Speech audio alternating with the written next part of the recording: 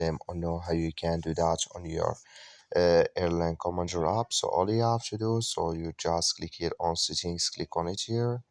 When you just click here on settings, it's going to take you to next step here. So you just waiting to open with you like this here.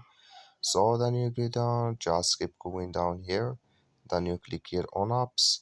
So then you come to apps list here. It's going to show for you like this. Until you're looking for Airline Commander app, or just click on search. So then here you just add Airline Commander app. It's going to show for you like this. Click on it.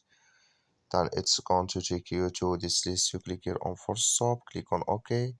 So you just click on OK. Then you go down. Click here on storage. Come to storage list here. Just click on clear cache. Then all you have to do. So you just go to your Play Store. Click here on Play Store here.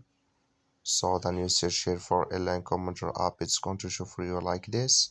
You will find here update. Click on it, then it's going to work with you. That's all you have to do. Thank you for watching. Don't forget to support us by liking and subscribe.